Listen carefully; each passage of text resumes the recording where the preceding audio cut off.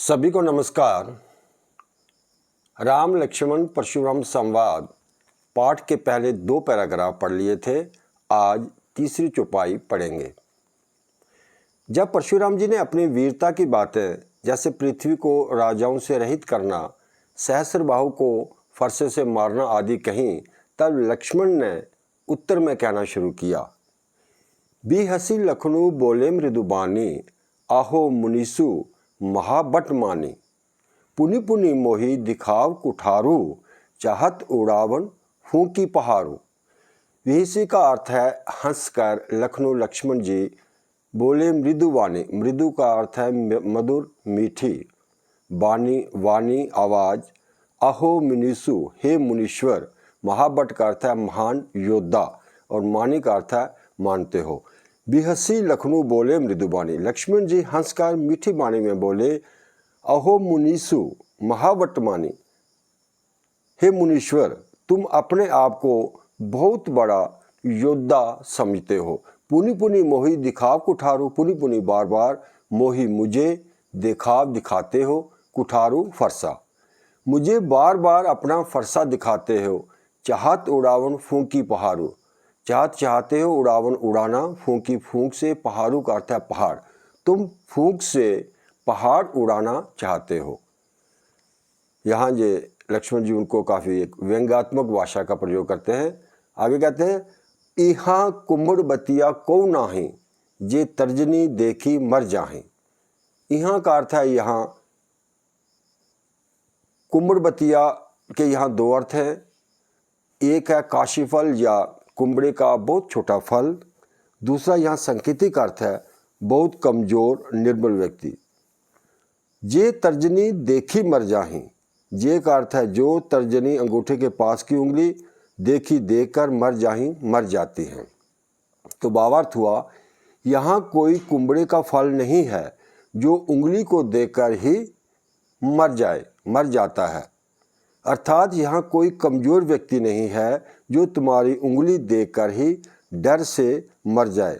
लक्ष्मण जी यहाँ अपनी भाषा का जो व्यंग्यात्मक प्रयोग फिर कर रहे हैं। देखी कुठारू सरासन बाना, मैं कुछ कहा सहित अभिमाना। देखी देखकर कुठारू फरसा, सरासन धनुष, बाना बाण। मैं कुछ कहा, मैंने कुछ कहा, सहित अभिमाना अभिमान के साथ। फरसा और धनुष बाण देखकर ही मैंने कुछ अभिमान सहित अर्थात अभिमान के साथ कहा था। लक्ष्मण जी कह रहे हैं आगे, भृगुसुत समझू जनेऊ बिलोकी, जो कुछ कहूँ सह्यू रिस रोकी।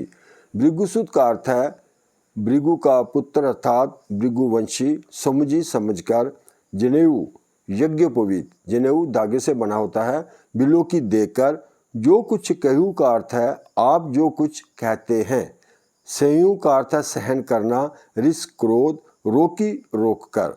इसका भावार्थ है कि भृगुवंशी समझकर और जनेऊ देखकर तो जो आप कुछ कहते हैं उसे मैं क्रोध को रोक कर सह लेता हूँ, मतलब अपने गुस्से को रोक कर आपकी बातें में सहन कर रहा हूँ।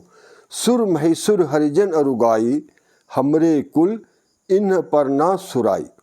सुर का अर्थात देवता, महिसुर ब्राह्मण, हरिजन भगवान के भक्त, अरु और गाय गाय, हमरे कुल हमारे कुल में परिवार में, इन पर ना नहीं सुराई वीरता।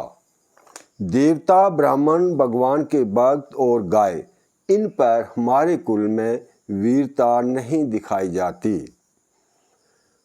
बदें पापू अपकीर्ति हारे, मरतुहु पा परियु तुम्हारे। अगे लक्ष्मण जी कहते हैं कि क्योंकि बदें बद, पापू पाप, अपकीर्ति का अर्थ अपयश, हारे हारना, मरतुहु मारे, पा पैर, परियु पढ़ना, तुम्हारे तुम्हारे। क्योंकि इनका वध करने से, इनका कौन सा देवता ब्राह्मण भगवान के भक्त और गाय, इनका वध करने से, इनको मारने से पाप लगता है।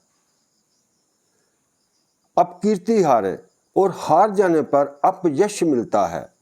मारतुहु पा परियु तुम्हारे, इसलिए आप मारें तो भी आपके पैर ही पड़ना चाहिए।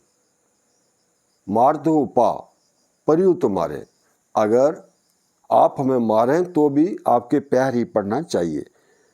कोटि कुलिस सम बचनु तुम्हारा, कोटि का अर्थ करोड़ों, कुलिस बजरू, सम बजरू के समान, बचनु वचन, तुम्हारा आपका एक एक वचन करोड़ों बजरू के समान है। यहाँ लक्ष्मण जी परशुराम जी को चिढ़ा रहे हैं। व्यर्थ धरु धनु बाण कुठारा, व्यर्थ बिना मतलब दरहु धारण, धनु धनुष, बाण बाण, कुठारा हो गया फारसा या कुलाड़ा। धनुष बाण और कुठार आप व्यर्थ ही धारण करते हो। भाव ये कि आपके जो वचन हैं ये ही बहुत कठोर हैं, बजरू के समान कठोर हैं। आपको ये धनुष बाण कुठार धारण करने की जरूरत नहीं है। आगे दोहा है, जो बिलोकी अनुचित कहु क्षमहु महामुनि धीर। बिलोकी का अर्थ देखकर अनुचित गलत कहु कहना, क्षमहु क्षमा, महामुनि धीर, धीर का अर्थ हो गया धीरजवान धैर्यवान। इन्हें अर्थात धनुषबाण और कुठार को देखकर जो मैंने कुछ गलत कहा हो तो हे धैर्यवान महामुनि क्षमा कीजिए, मुझे क्षमा कर देना जो कुछ मैंने कहा है आपका धनुषबाण और कुठार को देखकर। सुनी सरोष भृगुबस मणि बोले गिरा गंभीर। सुनी सुनकर सारोष क्रोध के साथ भृगुबस मणि अर्थात परशुराम जी बोले गिरा का अर्थ वाणी गंभीर, गंभीरता से। लक्ष्मण की बातें सुनकर परशुराम जी क्रोध के साथ गंभीर वाणी में बोले। तो इसके बाद वो अपना जवाब देते हैं। तो आज तीसरा पैराग्राफ यहीं समाप्त होता है। आशा है आपको ये पाठ अच्छी तरह समझ आ गया होगा। आज इतना ही, धन्यवाद।